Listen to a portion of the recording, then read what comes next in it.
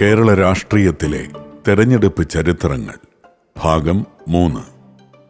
1949 തിരുകൊച്ചി സംസ്ഥാനം രൂപം കൊള്ളുമ്പോൾ 36 താലൂക്കുകളായി വിഭജിക്കപ്പെട്ട 4 ജില്ലകളാണ് തിരുകൊച്ചിയിലുണ്ടായിരുന്നത്.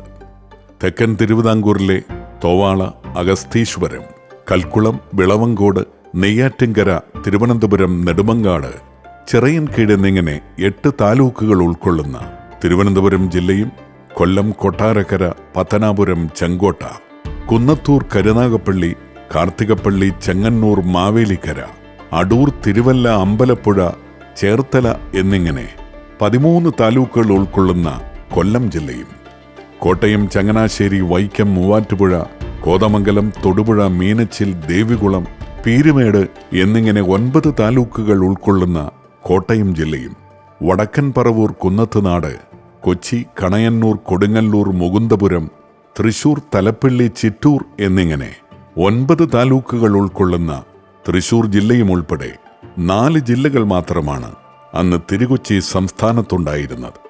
ശ്രീ പട്ടം താണുപിള്ളയ്ക്ക് ശേഷം തിരുവിതാംകൂറിന്റെ പ്രധാനമന്ത്രിയായിരുന്ന ശ്രീ ടി.കെ. നാരായണപിള്ളയാണ് തിരുകൊച്ചിയുടെ പ്രഥമ മുഖ്യമന്ത്രിയായി സത്യപ്രതിജ്ഞ ചെയ്തത്.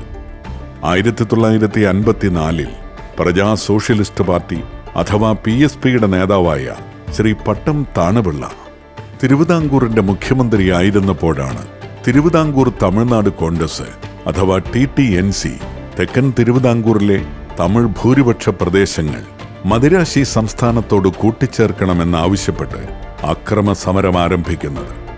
സമരം സർവ്വനിയന്ത്രണങ്ങളും ഭേദിച്ച് അക്രമാസക്തമാവുകയും തമിഴ് വംശജരും മലയാളികളും നേർക്കുനേർ പോർമുഖം തുറക്കുകയും ചെയ്തു. കലാപം അടിച്ചമർത്തുവാൻ പോലീസിന് പലയിടങ്ങളിലും പലവട്ടം ലാത്തിച്ചാർജും വെടിവയ്പും നടത്തേണ്ടി വന്നു. 50-ലധികം സാധാരണ ജനങ്ങൾക്കും പോലീസുകാർക്കും ജീവനും ജീവിതവും നഷ്ടമായി. ഈ അവസരം മുതലാക്കി മുഖ്യമന്ത്രി കസേരയിൽ കണ്ണുനട്ടിരുന്ന കോൺഗ്രസ് നേതാവ് ശ്രീ പനമ്പിള്ളി ഗോവിന്ദ മേനോൻ തമിഴ്നാട് കോൺഗ്രസിന് പിന്തുണ നൽകുകയും അതുവഴി പട്ടം താണുപിള്ളയെ താഴെയിറക്കി അധികാരത്തിലേറുകയും ചെയ്തു. എന്നാൽ തമിഴ് വംശജരുടെ അന്യായമായ പിടിവാശികൾക്ക് കീഴ്പ്പെടാൻ പനമ്പിള്ളിക്കും കഴിഞ്ഞില്ല. ഒടുവിൽ തമിഴ്നാട് കോൺഗ്രസിന്റെ പിന്തുണ നഷ്ടപ്പെട്ട പനമ്പിള്ളി മന്ത്രിസഭ 1 വർഷം പൂർത്തിയാകുന്നതിന് മുൻപ് നിലംപതിക്കുകയായിരുന്നു. അങ്ങനെ 1956 സംസ്ഥാന പുനഃസംഘടനാ നിയമപ്രകാരം തിരുവിതാംകൂറിലെ 4 തെക്കൻ താലൂക്കുകളായ തോവാള, അഗസ്തീശ്വരം, കൽക്കുളം, വിളവൻകോട് എന്നീ പ്രദേശങ്ങളും ചെങ്കോട്ടയും തെങ്കാശി താലൂക്കിന്റെ ഒരു ഭാഗവും മദ്രാസ് സംസ്ഥാനവുമായി ലയിപ്പിച്ചു. തുടർന്ന് 1956 നവംബർ 1 തിരുകൊച്ചിയെ മദ്രാസ് സംസ്ഥാനത്തിന്റെ ഭാഗമായ മലബാർ ജില്ലയോട് ചേർത്ത് ആധുനിക മലയാള സംസ്ഥാനമായ കേരളം രൂപീകരിച്ചു. 1949 മുതൽ നിലനിന്നിരുന്ന രാജപ്രമുഖനെന്ന പദവി അവസാനിപ്പിച്ച് സംസ്ഥാനത്തിന്റെ തലവനായി ഇന്ത്യയുടെ രാഷ്ട്രപതി ഗവർണറെ നിയമിച്ചു. ഇതിനിടയിൽ 1952 ഇന്ത്യയിലെ ആദ്യത്തെ പൊതു തെരഞ്ഞെടുപ്പ് നടന്നു. അതുവരെ സ്വതന്ത്ര ഇന്ത്യയുടെ ഭരണം നടത്തിയിരുന്നത് ഇന്ത്യൻ നാഷണൽ കോൺഗ്രസിന്റെ ആഭിമുഖ്യത്തിൽ പണ്ഡിറ്റ് ജവഹർലാൽ നെഹ്റു നേതൃത്വം കൊടുത്ത ഇടക്കാല ഗവൺമെന്റായിരുന്നു. പണ്ഡിറ്റ് ജവഹർലാൽ നെഹ്റുവിന്റെ നേതൃത്വത്തിൽ അധികാരത്തിലേറിയ സ്വതന്ത്ര ഇന്ത്യയിലെ ആദ്യത്തെ ഇടക്കാല സർക്കാരിൽ നെഹ്റു ഉൾപ്പെടെ 21 മന്ത്രിമാരുണ്ടായിരുന്നു.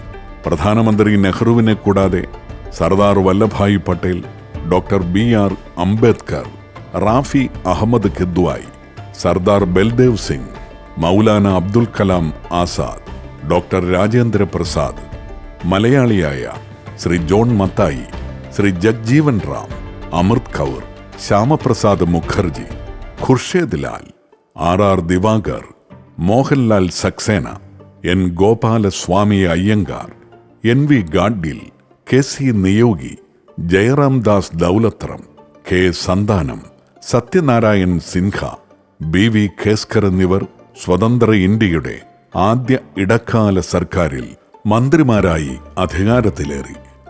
സ്വാതന്ത്ര്യലബ്ധിക്ക് തൊട്ടുമുൻപ് 1946 സെപ്റ്റംബറിൽ നെഹ്റു സ്വതന്ത്ര ഇന്ത്യയുടെ പ്രഥമ ഇടക്കാല മന്ത്രിസഭ രൂപീകരിച്ചു.